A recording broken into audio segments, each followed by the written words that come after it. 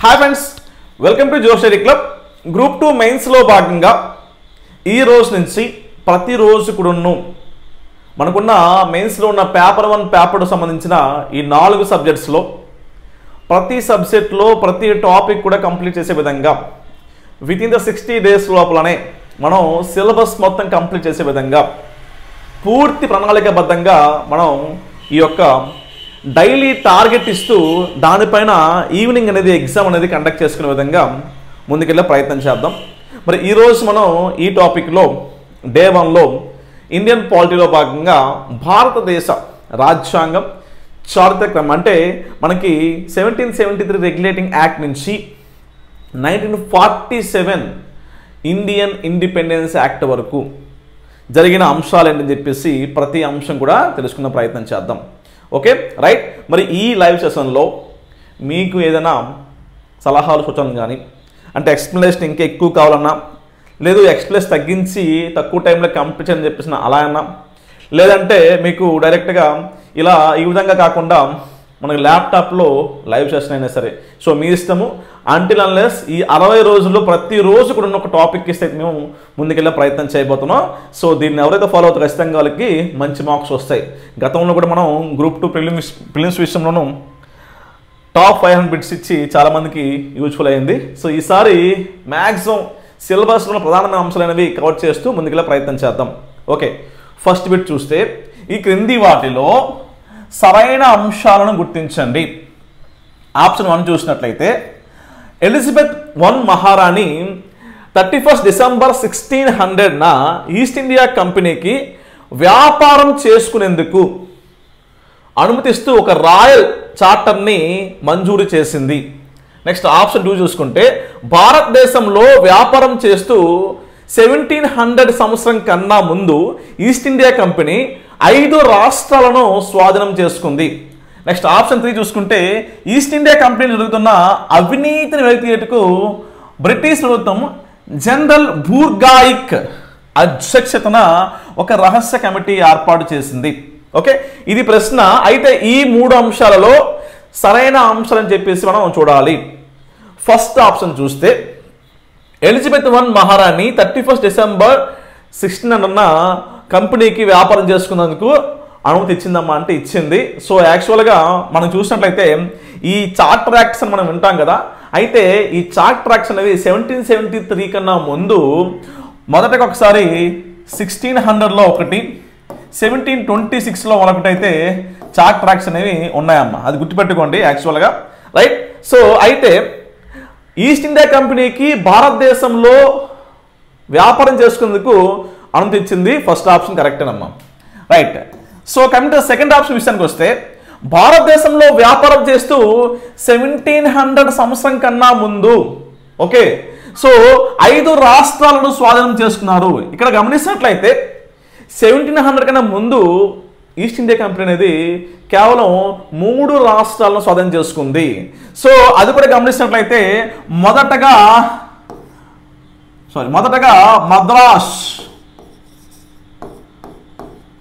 మద్రాస్ని 1639లో okay, తర్వాత బాంబాయిని 1668లో, అదేవిధంగా చూసినట్లయితే బెంగాల్ ప్రాంతాన్ని 1698లో అయితే 1698లో అయితే ఈస్ట్ ఇండియా కంపెనీ అనేది స్వాధీనం చేసుకుంది. అంటే ఇక్కడ 5 రాష్ట్రాలు కాదు, ఎన్ని రాష్ట్రాలమ్మా? 3 రాష్ట్రాలు. అది మద్రాస్, బొంబాయి, బెంగాల్.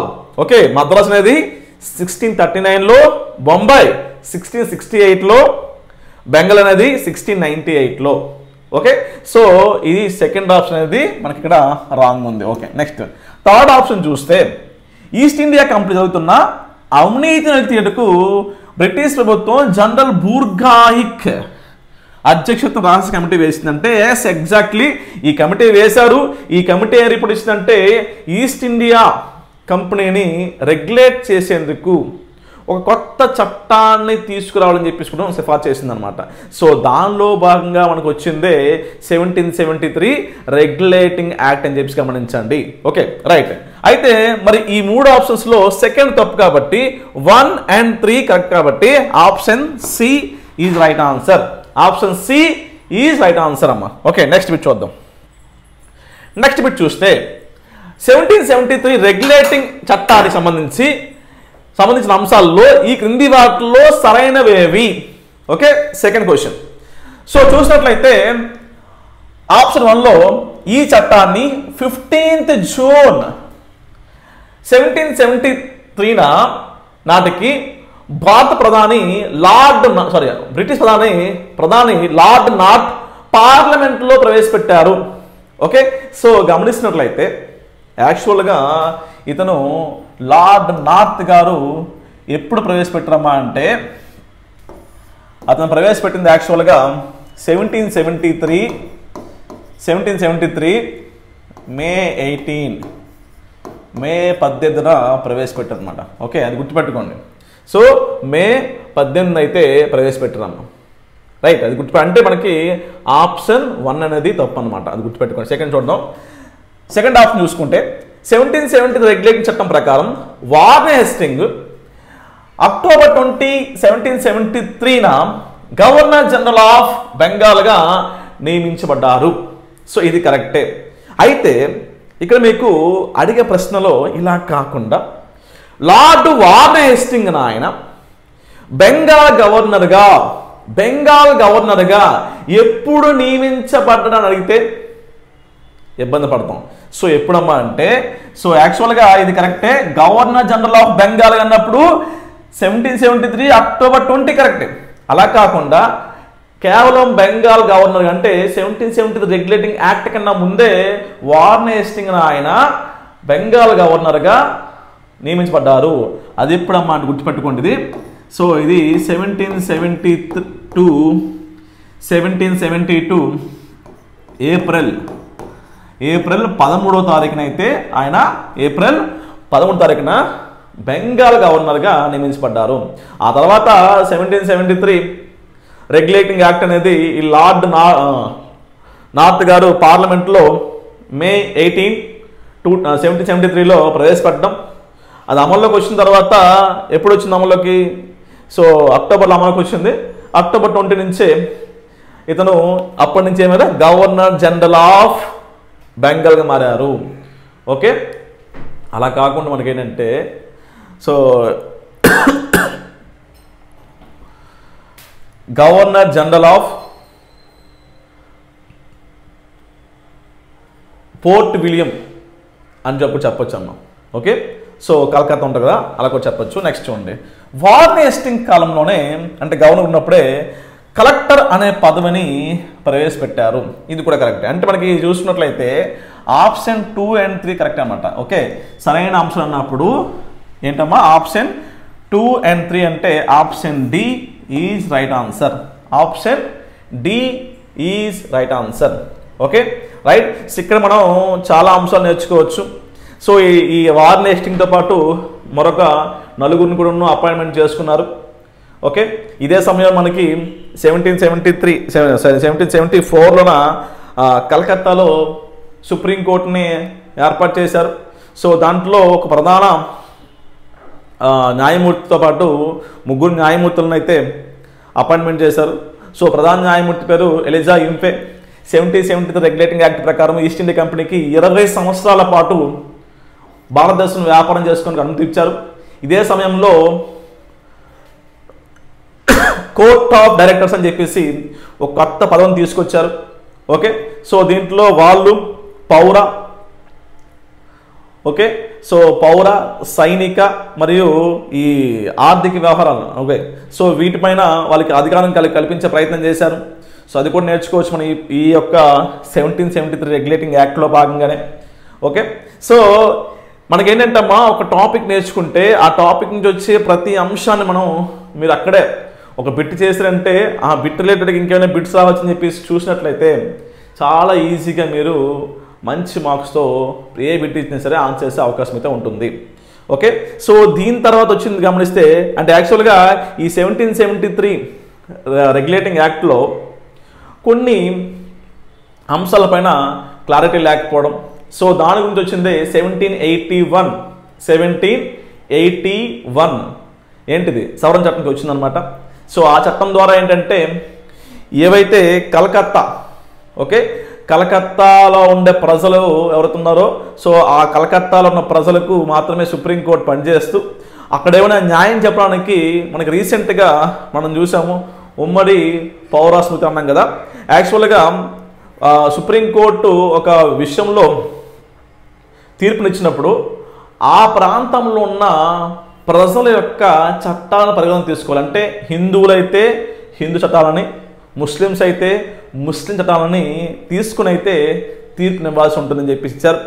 ఓకే, అదేవిధంగా ఈ 1773 రెగ్యులేటింగ్ యాక్ట్లో ముఖ్యంగా చూసినట్లయితే ఏవైతే ఈ గవర్నర్ జనరల్ ఆఫ్ బెంగాల్ ఇతను చేయాల్సిన కార్యనిర్వాహక వ్యవహారాల్లో సుప్రీంకోర్టు జోక్యం చేసుకోకూడదని చెప్పేసి, ఓకే, అదేవిధంగా ఇక్కడున్న కార్యనిర్వాహక మండలి చేసే పనుల్లో సుప్రీంకోర్టు జోక్యం చేసుకోకూడదని చెప్పేసి ఇవన్నీ కూడా సవరణ చట్టంలో భాగంగా అయితే మనకు ఉన్నాయి. ఇంకా చెప్పాలంటే ఏంటంటే 1773 రెగ్యులేటింగ్ యాక్ట్లో భాగంగా చూస్తే అంతకుముందు మద్రాస్ కానీ, బొంబాయి కానీ, బెంగాల్ కానీ, సో వీటికి సపరేట్గా ముగ్గురు గవర్నర్స్ ఉండేవారు. ఎప్పుడైతే ఈ 1773 రెగ్యులేటింగ్ యాక్ట్ వచ్చిందో అప్పటి నుంచి ఏంటమ్మా అంటే మద్రాస్తో పాటు బొంబాయి, సో మద్రాసు బొంబాయి ఈ రెండు కూడాను వీటిపైన ఆధిపత్యం అనేది ఎవరికి వచ్చిందమ్మా అంటే బెంగాల్ గవర్నర్ జనరల్ కిందకి వచ్చిందనమాట. సో ఇట్లాంటి మార్పులన్నీ వచ్చాయని చెప్పేసి మనం గమనించవచ్చు.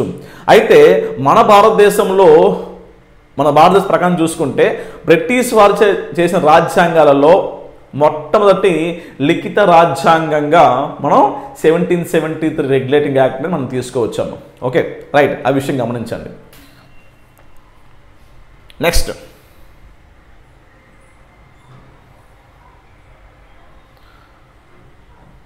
చూడండి 1784 పిట్స్ ఇండియా చట్టానికి సంబంధించి అంశాల్లో సరైనవి చూస్తే రెగ్యులేటింగ్ చట్టాలు, అంటే రెగ్యులేటింగ్ చట్టం 1773లో లోపాలను సవరించడానికి బ్రిటిష్ పార్లమెంట్ ఈ చట్టాన్ని 1784లో ఆమోదించింది. Yes, exactly. అప్పటికి ప్రధానమంత్రి ఎవరమ్మా అంటే విలియం ఫిట్ అనమాట. సో ఈ విలియం ఫిట్ అనే పేరుతోనే ఈ పిట్స్ ఇండియా యాక్ట్ని తీసుకొచ్చారు. సో ఇది కూడా కరెక్టే. నెక్స్ట్, ఈ చట్టం చేసిన సమయంలో గవర్నర్ జనరల్గా ఉన్న వ్యక్తి ఎవరమ్మా అంటే కారన్ వాలిస్ ఉంది. యాక్చువల్గా కారన్ వాలిస్ కాదు, ఎవరమ్మా, warn Hastings. Okay, warn Hastings గారే ఉన్నారనమాట. ఓకే, సో దట్ మీన్స్ ఏంటమ్మా అంటే ఈ ప్రశ్నకి answer so option 1 and 2, option A right answer అమ్మా. ఇంకా దీంట్లో మనం ఇంకేం నేర్చుకోవచ్చమ్మా అంటే ఈ పిట్స్ యాక్ట్ ద్వారా మన యొక్క భారతదేశంలో ద్వంద్వ పాలన ప్రవేశపెట్టారు. అంటే మీకు ఆల్రెడీ చెప్పాను 1773 రెగ్యులేటింగ్ యాక్ట్లో మనకి కోర్ట్ ఆఫ్ డైరెక్టర్స్ అని చెప్పేసి ఒక పదవి తీసుకొచ్చి చెప్పాం. ఓకే, సో అయితే ఈ పిట్స్ యాక్ట్లో దీనికి అదనంగా బోర్డ్ ఆఫ్ కంట్రోల్ అనే ఒక పదవిని తీసుకొచ్చి, సో దాంట్లో ఒక 6 సభ్యులను అయితే నియమించారనమాట. అంటే గమనించండి, సో ఏవైతే రాజకీయ, సైనిక మరియు వాణిజ్య వ్యవహారాలు అయితే ఉన్నాయో వాటిని బోర్డ్ ఆఫ్ కంట్రోల్కి అప్పగించి 1773 రెగ్యులేటింగ్ యాక్ట్లో వచ్చిన కోర్ట్ ఆఫ్ డైరెక్టర్స్కి కేవలం వ్యాపారపరమైన అంశాలు మాత్రమే పరిమితం చేశారనమాట. గమనించండి మీరు. అంటే గతంలో ఉన్న కోర్ట్ ఆఫ్ డైరెక్టర్స్కి కేవలం ఈ పిట్స్ యాక్ట్ ద్వారా వ్యాపారపరమైన అంశాలు మాత్రమే పరిమితం చేసి బోర్డ్ ఆఫ్ కంట్రోల్కి ఏం చేశారమ్మా అంటే రాజకీయ, సైనిక, వాణిజ్య అంశాలపై వీళ్ళకి అధికారం కల్పించారనమాట.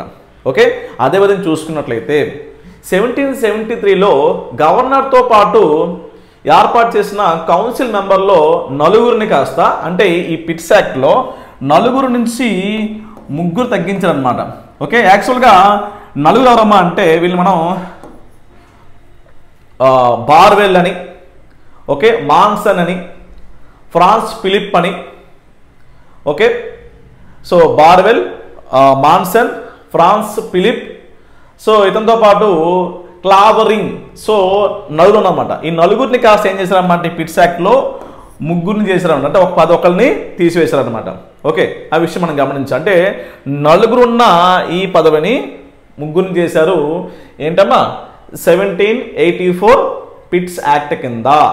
Okay right.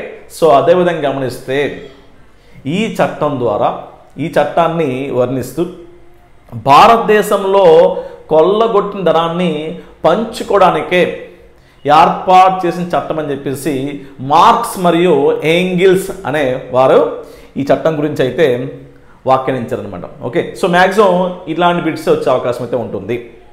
నెక్స్ట్ చూద్దాం, నెక్స్ట్ క్వశ్చన్ చూద్దాం. నెక్స్ట్ క్వశ్చన్ చూడండి. 1793 చార్టర్ చట్టానికి సంబంధించి ఈ క్రింది వాటిలో సరికాని వాక్యాలను గుర్తించండి. ఓకే, సరికాని వాక్యాలను గుర్తించండి.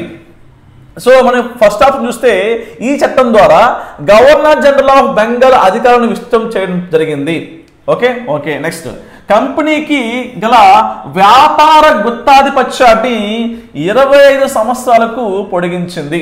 ఓకే, గమనించినట్లయితే ఇక్కడ తప్పమ్మది ఏంటి, సో కంపెనీ యొక్క ఆధిపత్యం అనేది మరొక 20 సంవత్సరాలు మాత్రమే పొడిగించింది అనమాట. ఓకే, కేవలం 20 సంవత్సరాలు మాత్రం పొడిగించింది. సో ఆప్షన్ 1 తప్పు. నెక్స్ట్, భారతీయుల హక్కులు, ఆస్తులు, వారసత్వము, వివాహం, మత విషయాలకు సంబంధించి గవర్నర్ జనరల్ చేసే నిబంధన చట్టాలలో పాటు సమాన విలువ ఉంటుంది. ఇది కరెక్టేనమ్మా. ఓకే, సో ఇది కరెక్టే. నెక్స్ట్, గవర్నర్ జనరల్ మరియు ఇతర గవర్నర్లు మండలి నిర్ణయాలను అధిగమించి సొంత నిర్ణయాలను తీసుకోవడం అనేది అవకాశం కల్పించారు. ఓకే, సో అంటే మండలి నిర్ణయం అవుతుందో ఆ నిర్ణయాలు కాకుండా ప్రత్యేకంగా గవర్నర్ జనరల్కి, ఇతర గవర్నర్లకి ఈ నిర్ణయాలు అధిగమించి వాళ్ళు కూడా సొంతంగా నిర్ణయాలు అనేవి తీసుకునే అవకాశం కల్పించారు. Okay right.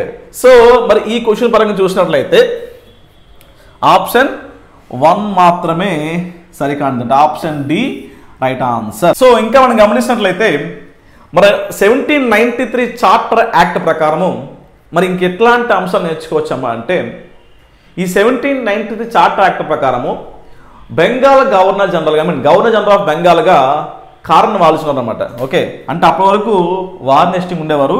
ఈ చట్టం ద్వారా మారింది ఎవరమ్మా అంటే కారన్ వాలిస్. కారన్ వాలిస్ అని గుర్తుపెట్టుకోండి. అదేవిధంగా బోర్డు కార్యదర్శికి పార్లమెంట్లో కూర్చునే అవకాశం కల్పించారు. ఓకే, బోర్డు కార్యదర్శికి పార్లమెంట్లో కూర్చునే అవకాశం కల్పించారు. ఇక్కడ చూడండి థర్డ్ పార్ట్ చూస్తే గవర్నర్ జనరల్ మరియు ఇతర గవర్నర్ జనరల్కి మండలి యొక్క సొంత నిర్ణయాలపై వాళ్ళు సొంత నిర్ణయాలు తీసుకునే అధికారం కల్పించారు కదా. ఇక్కడ ఏంటమ్మా అంటే మద్రాసు, బొంబాయి, ఓకే, మరియు ఇతర మిలిటరీ ప్రభుత్వాలపై, ఓకే, మిలిటరీ ప్రభుత్వాలపై పూర్తి అధికారం అనేది చలాయించే అధికారం అనేది ఎవరికి ఇచ్చారమ్మా అంటే గవర్నర్ జనరల్కి అయితే ఇచ్చారనే విషయం మనం గమనించవచ్చు. Okay right. So next question చూద్దాం.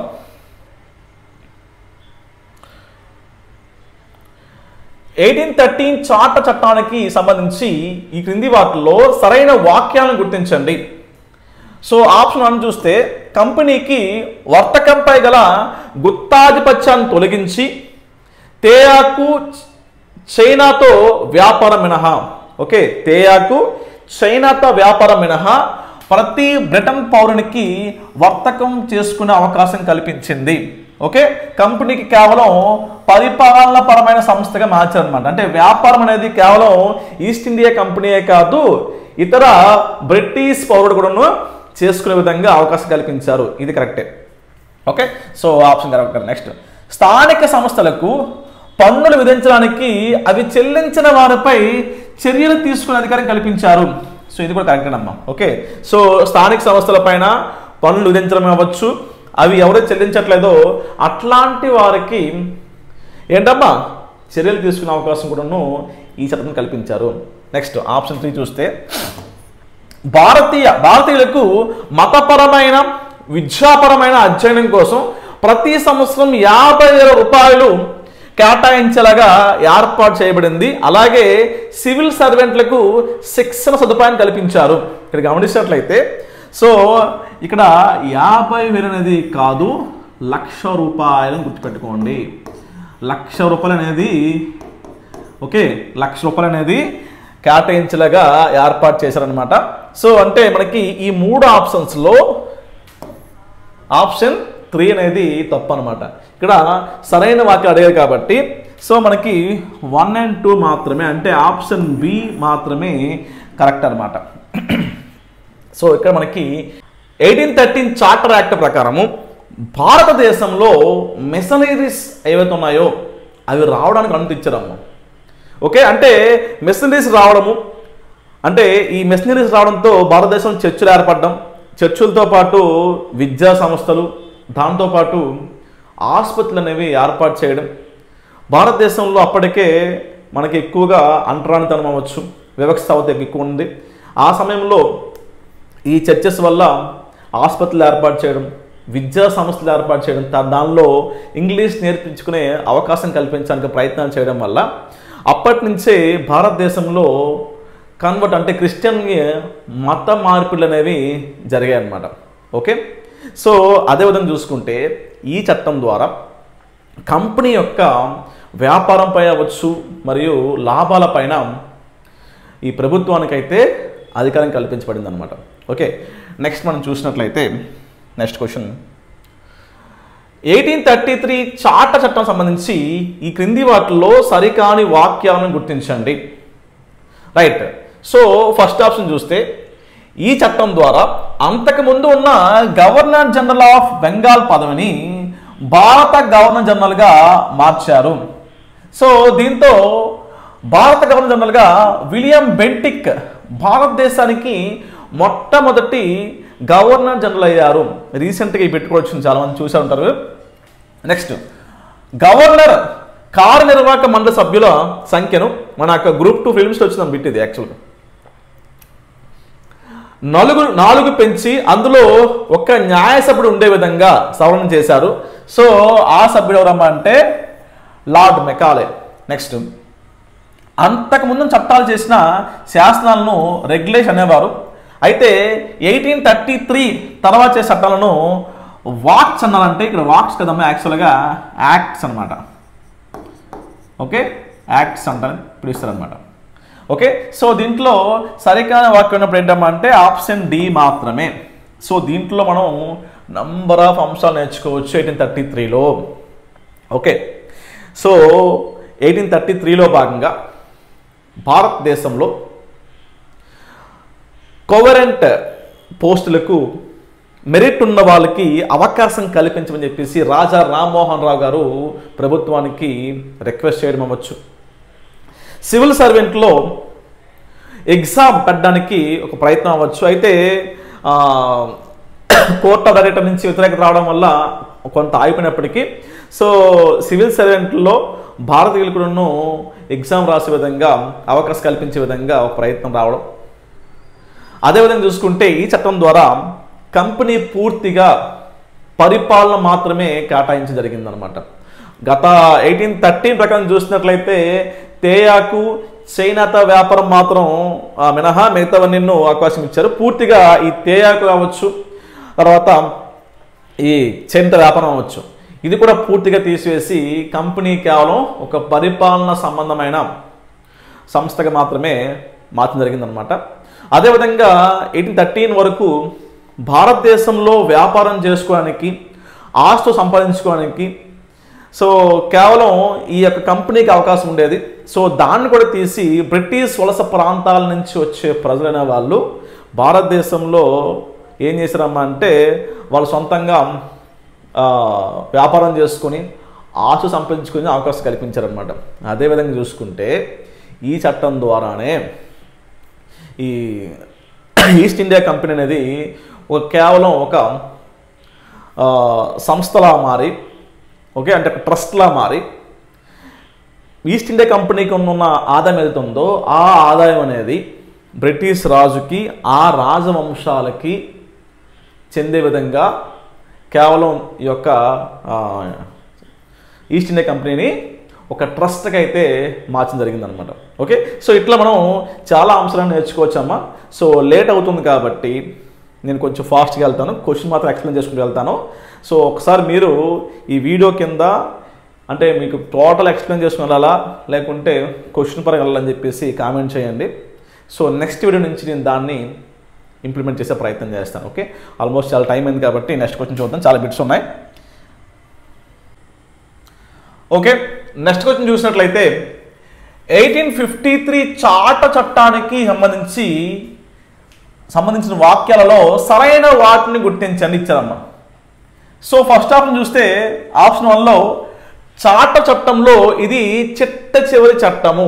ఓకే, ఈసారి కంపెనీ పాలనను 20 సంవత్సరాలు పొడిగించలేదు.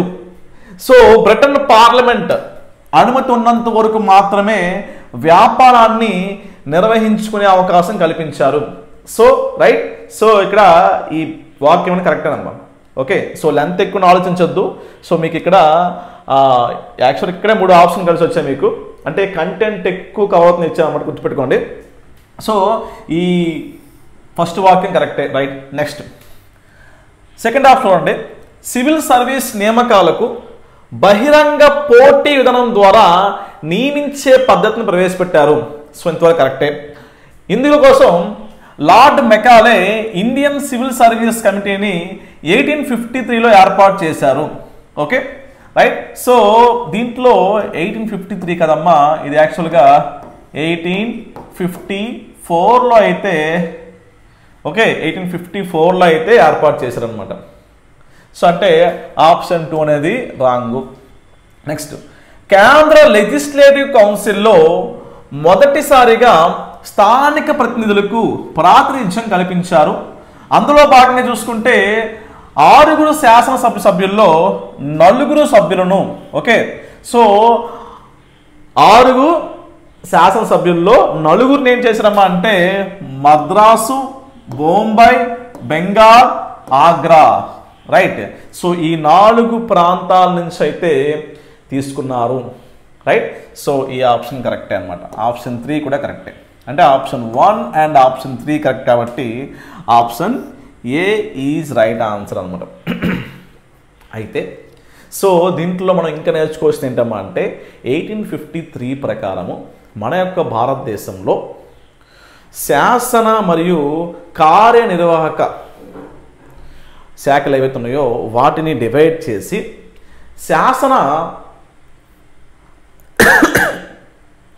శాసనపరమైన కొత్త చట్టాలను తీసుకొచ్చేందుకు, అంటే లైక్ ఒక బ్రిటిష్ పార్లమెంట్ వలె భారతదేశంలో ఇండియన్ సెంట్రల్ లెజిస్లేటివ్ కౌన్సిల్ అయితే ఏర్పాటు చేశారు. Okay, Indian central legislative council ఏర్పాటు చేశారు. మనం దీన్ని ఏమంటాం అంటే మినీ పార్లమెంట్ అని చెప్పొచ్చు అనమాట. ఓకే, 1853 మినీ పార్లమెంట్ అని చెప్పొచ్చు.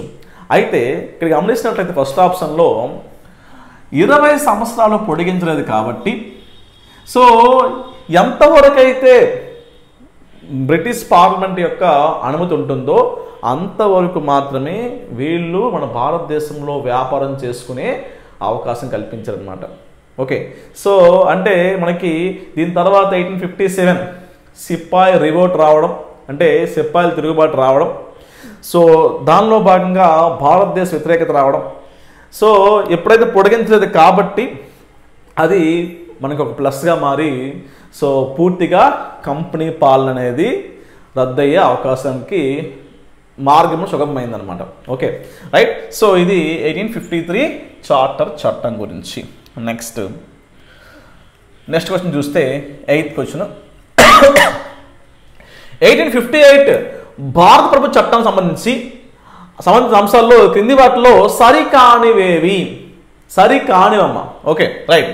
ఫస్ట్ ఆప్షన్ చూస్తే సిపాయిల తిరుగుబాటులో భారతదేశంలో కంపెనీ పరిపాలన అంతమై చక్రవర్తి లేదా రాజు లేదా రాణి ప్రత్యక్ష పాలన ప్రారంభమైంది. ఇది భారతదేశ రాజ్యాంగ చరిత్రలో నూతన అధ్యాయము. ఎస్ కరెక్టే చెప్పాం కదా. 1857 సిపాయిల తిరుగుబాటు తర్వాత భారతదేశంలో ప్రధాన మార్పు ఏంటమ్మా అంటే కొత్తగా చక్రవర్తి పరిపాలన అనేది మొదలైంది. సెకండ్ ఆప్షన్ చూస్తే 1858 నవంబర్ 1న బ్రిటిష్ రాణి భారత పరిపాలన అధికారాన్ని చేపడుతూ ఒక ప్రకటన చేసింది. దీన్ని మనం విక్టోరియా మహారాణి ప్రకటన అంటాం. ఓకే, సో విక్టోరియా మహారాణి ప్రకటన అంటాం. సో దీన్ని అప్పటి గవర్నర్ జనరల్గా ఉన్నాం, అప్పటి వరకు గవర్నర్ జనరల్గా ఉన్నాం, అప్పటి కాదు అప్పటి వరకు గవర్నర్ జనరల్ ఉన్న లార్డ్ కార్నింగ్ గారు సో ప్రకటించారు అనమాట. ఓకే, చెప్పారు, చదివి వినిపించారు. రైట్, సో ఈ ప్రకటన చేశారు. సో ఇది కూడా మనకి కరెక్టే. Next, governor general of India హోదాని వైస్రాయ్ ఆఫ్ ఇండియాగా మార్చారు. ఇంతవరకు కరెక్టే అమ్మా. అయితే మొదటి వైస్రాయ్ విషయానికి వస్తే లార్డ్ లారెన్స్ కాదు, లార్డ్ కానింగ్ గారు. లార్డ్ కానింగ్ గారు అనమాట, Lord Canning. Okay right. So option 3 అనేది రాంగ్, సరికాని అంశం కాబట్టి ఆప్షన్ డి. ఇక్కడ మనం ఇంకేం నేర్చుకోవచ్చు అంటే 1858 ఇండియన్ గవర్నమెంట్ యాక్ట్లో చూస్తే ప్రధానంగా అంతవరకు ఉన్న గవర్నర్ జనరల్, యాక్చువల్ చూడండి, governor general Bengal governor general ఉన్న వ్యక్తి గవర్నర్ జనరల్ ఆఫ్ అంటే ఓన్లీ బెంగాల్కి గవర్నర్ ఉన్న వ్యక్తి 1770 రెగ్యులేటింగ్ యాక్ట్ తర్వాత ఏమైంది? Okay, so governor general of బెంగాల్గా మారారు. సో ఆ తర్వాత 1833లో గవర్నర్ జనరల్ ఆఫ్ ఇండియాగా మారారు. ఆ నెక్స్ట్ ఈ గవర్నర్ జనరల్ ఆఫ్ ఇండియా కాస్త ఏమైందమ్మా అంటే వైస్రాయ్ ఆఫ్ ఇండియా, వైస్రాయ్గా మారారనమాట. అయితే చివరి governor general of India plus మొట్టమొదటి వైస్రాయ్ ఎవరమ్మా అంటే లార్డ్ కానింగ్. సో ఇతనితో పాటు వైస్రాయ్తో పాటు వీళ్ళకి సహాయంగా ఒక 15 మంది సభ్యులను కూడా నియమించడం జరిగిందనమాట. భారతదేశంలో సెక్రటరీ ఆఫ్ స్టేట్, ఓకే, భారత రాజ్య కార్యదర్శి కూడాను ఏర్పాటు చేశారు. సో అంటే భారత రాజ్య కార్యదర్శి అంటే ఎవరమ్మా అంటే ఫస్ట్ వ్యక్తి లార్డ్ స్టెన్లీ గారు కూడాను ఏర్పాటు చేయడం జరిగిందనమాట. సో ఈ చట్టం ద్వారా భారతదేశంలో పూర్తిగా కంపెనీ పాలన అనేది అంతమైంది. అదేవిధంగా చూసినట్లయితే 1773లో వచ్చిన కోర్ట్ ఆఫ్ డైరెక్టర్స్, అదేవిధంగా 1784లో వచ్చిన బోర్డ్ ఆఫ్ కంట్రోల్, ఈ 2 పదవులు కూడాను పూర్తిగా రద్దయ్యాయి అనమాట. ఎప్పుడు 1858 యాక్ట్లోనే అని చెప్పేసి మనం గమనించవచ్చు. Okay right. సో అవి గమనిస్తే మరి ఈ చట్టం ప్రకారము మొదటగా బ్రిటిష్ రాణి కింద పార్లమెంట్ తర్వాత హోదా అనేది సెక్రటరీ స్టేట్ ఆఫ్ ఇండియా, ఆ నెక్స్ట్ వైస్రాయ్ అనమాట. ఓకే, ఈ వైస్రాయ్కి భారతదేశానికి సహాయంగా ఒక 15 మంది సభ్యులను కూడాను నియమించాలని చెప్పేసి కూడా మనం గమనించవచ్చు. ఓకే, సో ఇట్లా ఏ వాక్యం అడగచ్చు, దానికి రెడీగా ఉండాలి మీరు. సో అలా అయితే ఈజీగా మీరు సిలబస్లో ఏ అంశమైనా సరే ఈజీగా గుర్తుండి పెట్టుకునే అవకాశం అయితే ఉంటుంది. నెక్స్ట్ చూద్దాం. 8th క్వశ్చన్ అయిపోయింది కదా, నెక్స్ట్ 9th క్వశ్చన్. నెక్స్ట్ చూసినట్లయితే మరి క్వశ్చన్లోకి వెళ్ళే ముందు వీడియో చూస్తున్న ప్రతి ఒక్కరు కూడాను ఈ వీడియోని లైక్ చేయండి, మన ఛానల్ సబ్స్క్రైబ్ చేసుకుని ఫాలో అవ్వండి. సో రెగ్యులర్గా మనం మీకు సిలబస్ మొత్తం కంప్లీట్ అయ్యేంత వరకు మీకు ఇక్కడ ప్రతిరోజు టాపిక్ ఇస్తూ ఎగ్జామ్ కండక్ట్ చేసుకుంటూ ముందుకెళ్ళే ప్రయత్నం చేద్దాం. సో ఎట్లాంటి ఇబ్బంది ఏం లేదు. సో అదేవిధంగా గమనిస్తే మీరు మన యొక్క జో స్టడీ క్లబ్ యాప్ డౌన్లోడ్ చేసుకోండి. దాదాపు 1,00,000కి పైగా బిట్స్ ఉన్నాయమ్మా. మీకు దాంట్లో group 2 mains grand test series అనే కోర్స్ ఉంది. దాంట్లో మీకు ప్రతి సబ్జెక్టులో ప్రతి టాపిక్లో పిన్ టు పిన్ కవర్ చేసే విధంగా అయితే మీకు బిట్స్ అందుబాటులో ఉన్నాయి. సో ప్రతి బిట్ కూడాను కాన్సెప్ట్ ఓరియంటెడ్ మీద మనకి ఈ విధంగా ప్రశ్నలు ఉంటాయన్నమాట. ఒకసారి యాప్ డౌన్లోడ్ చేసుకుని ప్రాక్టీస్ చేసే ప్రయత్నం చేయండి. రైట్, సో ఈ క్వశ్చన్ చూద్దాం. 9th బిట్ చూద్దాం. 1861 కౌన్స్ చట్టానికి సంబంధించి ఉన్న అంశాలలో సరైనవేవి? ఆప్షన్ 1 చూస్తే ఈ చట్టం ప్రకారము భారతీయులకు శాసన నిర్మాణంలో మొట్టమొదటిసారిగా పాల్గొనే అవకాశం కల్పించబడింది. ఎస్, కరెక్టే. సో ఆప్షన్ 1 కరెక్టే. నెక్స్ట్ ఆప్షన్ 2లో 1862లో అప్పుడు వైస్రాయ్గా ఉన్న లార్డ్ కానింగ్ గారు కొంతమంది భారతీయులకు అనధికార సభ్యులుగా లెజిస్లేటివ్ కౌన్సిల్కు నామినేట్ చేశారు. ఎస్, ఎగ్జాక్ట్లీ కరెక్టేనమ్మా. సో దీనికి ఎగ్జాంపుల్ ఏంటమ్మా అంటే మనకి కొంతమంది బెనారస్ రాజు అయిన దేవ్ నారాయణ్ సింగ్ గారికి, అదేవిధంగా చూసినట్లయితే పాటియాలా రాజు అయిన సర్ దినకర్ గారు, అదేవిధంగా చూసుకుంటే నరేంద్ర సింగ్, సో వీళ్ళని నామినేట్ చేయడం జరిగిందనమాట. ఓకే, సో నెక్స్ట్ చూస్తే 1862లో కలకత్తా, మద్రాస్, బొంబాయి ప్రాంతాల్లో హైకోర్టులు ఏర్పాటు చేయబడ్డాయి. Yes, exactly. సో 1862లోనే మనకి కలకత్తాలో మొదటగా ఏర్పడింది. ఆ తర్వాత మద్రాస్, బొంబాయి కూడా ఏర్పడ్డాయి. సో ఆ తర్వాత చూసినట్లయితే 4వది 1864లో కొచ్చిన్ ఏర్పడింది. యాక్చువల్గా 1864 కాదు ఇది. సో 1866లో అయితే ఏర్పడిందమ్మా. 1866లో అయితే ఏర్పడింది అనే విషయం అయితే మనం గమనించవచ్చు. అదేవిధంగా చూసుకుంటే ఇక్కడ సెకండ్ ఆప్షన్ చూడండి. లార్డ్ కానింగ్ గారు ఈయన పోర్ట్ పోలియో విధానం తీసుకొచ్చారమ్మా. 1859లో పోర్ట్ పోలియో విధానాన్ని ప్రవేశపెట్టారనమాట. ఇక్కడ పోర్ట్ పోలియో అంటే ఏంటంటే మంత్రిత్వ శాఖలను కేటాయించారనమాట. అయితే సో ఈ 1851 తీసుకొచ్చిన ఈ పోర్ట్ పోలియో ఏదవుతుందో దానికి ఆమోదం తెలపడం వల్ల వివిధ శాఖలను కూడా ఎక్కువ శాఖల్ని ఏర్పాటు చేసుకునే అవకాశం కూడాను ఈ యొక్క చట్టం ద్వారా 1861 ద్వారా అయితే మనకి కల్పించబడిందని చెప్పేసి కూడా మనం గమనించవచ్చు. ఓకే, సో అదేవిధంగా చూసినట్లయితే 1861లో కౌన్సిల్స్ సంబంధించి చూసినట్లయితే మరిన్ని అంశాలు చూసినట్లయితే 1773 రెగ్యులేటింగ్ యాక్ట్ తర్వాత మన భారతదేశంలో బొంబాయి మరియు మద్రాసులో ఆ శాసన సభలు ఏవైతున్నాయో సో వాటిని రద్దు చేశారు కదా, అది ఇక్కడ ప్రారంభమైందనమాట. సో దాని ద్వారా ఏమైందంటే ఈ చట్టం ద్వారా వికేంద్రీకృత పరిపాలనకైతే శ్రీకారం చుట్టని గమనించవచ్చు. అదేవిధంగా చూస్తే వైస్రాయ్కి కౌన్సిల్ని సంప్రదించకుండా ఒక 6 నెలల కాలం పాటు ఆర్డినెన్స్ జారీ చేసే అవకాశం కూడాను ఈ చట్టం ద్వారానే కల్పించారనమాట. ఓకే, అదేవిధంగా చూసుకుంటే ఇటు ఈశాన్య అంటే పంజాబ్, బెంగాల్, ఈశాన్య అదేవిధంగా రాష్ట్రాల్లో నూతన లెజిస్లేటివ్ కౌన్సిల్ కూడాను ఏర్పాటు చేయడం జరిగిందనమాట. ఓకే, సో ఇవన్నీ కూడాను 1861 సంబంధించి. నెక్స్ట్ మనం గమనిస్తే 1892 కౌన్సిల్ చట్టానికి సంబంధించిన వాక్యాల్లో సరికాని వాక్యాలను గుర్తించండి. కేవలం సరికాని వాక్యాలను గుర్తించాలన్నమాట. రైట్, సో ఫస్ట్ ఆప్షన్ చూడండి. ఈ చట్టం మొదటిసారిగా కేంద్ర మరియు ప్రావిన్షియల్ లెజిస్లేటివ్ కౌన్సిల్లో కొన్ని అనధికార సీట్లు నింపడానికి కొన్ని సంస్థలను చేసిన సిఫార్సు మేరకు పరోక్ష పద్ధతి ద్వారా, గమనించండి ఇక్కడ పరోక్ష పద్ధతి ద్వారా శాసనసభ్యులను నియమించుకునే విధానాన్ని ప్రవేశపెట్టింది. అంటే ఇక్కడ ఎక్కడున్నూ ఎన్నిక అనే పదాలను అయితే ఉపయోగించకుండా పరోక్ష విధానంగా శాసనసభ్యులను నియమించుకునే అవకాశం కల్పించారు. నెక్స్ట్ ఆప్షన్ 2 చూడండి. కేంద్ర శాసనసభలో అనధిక సభ్యులను 8 మందికి తక్కువ కాకుండా 20 మందికి పెంచకుండా, అదేవిధంగా రాష్ట్ర శాసనసభలో 10 మందికి తక్కువ కాకుండా 16 మందికి పెంచకుండా నియంత్రించారు. గమనిస్తే ఇక్కడ ఇది తప్పమ్మ. యాక్చువల్గా రివర్స్ అనమాట. కేంద్ర శాసనసభలో 10 మందికి తక్కువ కాకుండా 16 మందికి ఎక్కువ కాకుండా. Okay, right. సో అంటే ఇక్కడ 10 మందికి తక్కువ కాకుండా 16 మందికి పెంచకుండా అనమాట. అదేవిధంగా చూసుకుంటే ఇక్కడ చూడండి, రాష్ట్ర శాసనసభలో 8 మందికి తక్కువ కాకుండా 20 మందికి పెంచకుండా నియంత్రించాలని చెప్పేసి గమనించవచ్చు.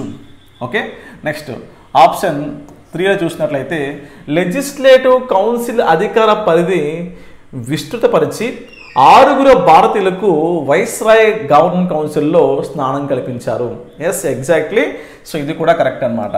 సో అంటే ఆప్షన్ 1 అండ్ సో సరికాని అంశం కనుక కాబట్టి ఆప్షన్ సి అనమాట. ఓకే, ఒకసారి చూడండి, ఇక్కడ ముందులానికి చెప్పలేదు కదా, దీంట్లో చూసినట్లయితే ఆప్షన్ 3 తప్పు కాబట్టి 1 and 2 కరెక్టు. ఓకే, సో ఈ ప్రశ్న చూస్తే దీంట్లో ఆప్షన్ సి అంటే 2 మాత్రం అనేది సరికాదనమాట. ఓకే, ఇక్కడ 6 సభ్యులని 6 భారతీయులను అయితే నియమించారు. సో 6 భారతీయుల్లో సురేంద్రనాథ్ బెనర్జీ, గోపాలకృష్ణ గోఖలే, దాదాబాయి నౌరోజీ, ఫిరోజ్ షా మెహతా, రాజ్ బిహారీ ఘోష్, బిల్గ్రామీ. ఓకే, మరొకసారి చూడండి, సురేంద్రనాథ్ బెనర్జీ. ఓకే, 6 సభ్యులమ్మ ఎక్కడుంది? ఎస్, 6 సభ్యులు కదా. 6 సభ్యుల్లో గోపాలకృష్ణ గోఖలే, సురేంద్రనాథ్ బెనర్జీ, దాదాబాయి నౌరోజీ, ఓకే, ఫిరోజ్ షా మెహతా, రాజ్ బిహారీ ఘోష్, బిల్గ్రామీ. సో వీళ్ళకైతే గవర్నర్ యొక్క కౌన్సిల్లో స్థానం అనేది కల్పించారు. ఓకే, అదేవిధంగా చూసుకున్నట్లయితే ఈ 1892 కౌన్సిల్ చట్టం యొక్క ముఖ్య ఉద్దేశం ఏంటమ్మా అంటే 1861 చట్టంలో ఉన్న ఏవైతే కొన్ని లోపాలను సవరించడానికి తీసుకొచ్చిన చట్టం అనమాట. ఓకే, 1861లో ఉన్న కొన్ని లోపాలను సవరించడానికి తీసుకొచ్చే చట్టమే 1892 అని చెప్పి గమనించండి. ఓకే, సో అదేవిధంగా చూసినట్లయితే మరి దీనిలో మనం మరో విషయం కూడా డిస్కస్ చేయొచ్చమ్మా. అదేంటమ్మా అంటే ఇక్కడ కౌన్సిల్లో భారతీయులకు అవకాశం కల్పించారు కదా. సో 1861 నుంచి ఆల్మోస్ట్ 1860 నుంచి భారతదేశంలో బడ్జెట్ని అయితే ప్రవేశపెట్టడం జరిగిందనమాట.